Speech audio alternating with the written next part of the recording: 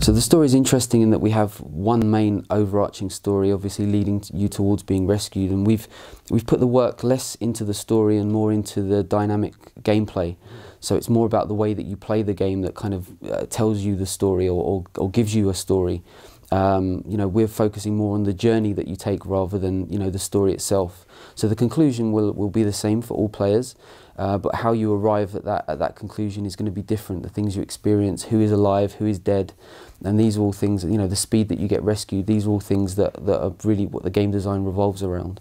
We've been very clear in trying to make this feel like a video game. You know, we're inspired by a lot of old adventure games as well. So a lot of survival games are quite serious. They go for more realism. They're trying to give a more realistic survival experience. For us, we've had a lot more fun with it in terms of we haven't been too focused on realism.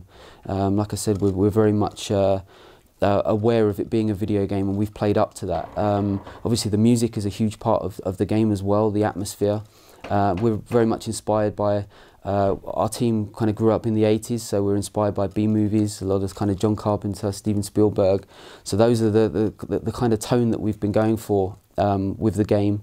And yeah, the atmosphere is obviously a huge part of this experience. You want people to feel immersed in the world, and hopefully all of those things, especially the music, you know, combine to kind of give players that feeling. Yeah, I think the key as well is that with our game goes back to that initial question of the team are automated, so we try to avoid like a people management game where you're telling the characters when to sleep and when to eat. You have control over the team in that you have roles, so you can assign roles to the team. You can have someone to watch the fire, somebody to leave the church and find fuel, but you're not actually directly in control of them, so it feels different in that respect. But I agree with you in that a lot of survival games are very serious and quite dark in tone, and we've tried to, although it's a very sort of serious subject, like I said, going back to being a video game, we've tried to keep it quite light, but very much with the focus on the atmosphere. The 4 paths really represent the 4 characters of your team. As I've said, you know, the team is a big part. So we have Christoph, who is the tech guy. He's responsible for Acolyte, your robot that follows you around the void.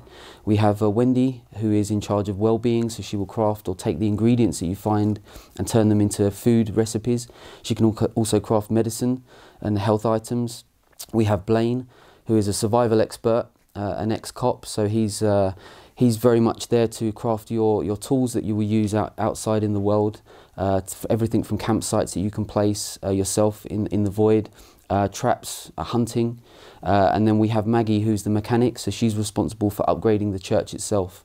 Everything from building a new furnace to building power, giving the church power, which you can then use to protect the church as well. So the key for us was the 4 distinct personalities and the 4 distinct skill trees that these characters have, and that in turn is why you want to try and keep them all alive, because they all offer very different things. The 4th one is just locked for the demo, so all the paths will be available from the start. We're looking at you only being able to realistically complete 2 paths on a single playthrough, so again the choice is there of you having to carefully choose what path you take at the beginning of the game, because it's not going to be possible to explore all those avenues on a single playthrough. So that's a big part of the game design for sure, with the timer and trying to beat or trying to get rescued as quickly as you possibly can. So there's always that element of going back and seeing if you can complete it in different ways. That's right, yeah. I mean, we have like about 23 hours of content just underneath. We have this underworld. It's not just the void map.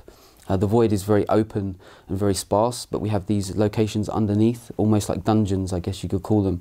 And that's where you'll find a lot of the resources that you'll bring back to the church. So we have about 23 hours worth of like gameplay in those underworld environments, which is longer than the total game time. So there's lots to explore beyond a first playthrough.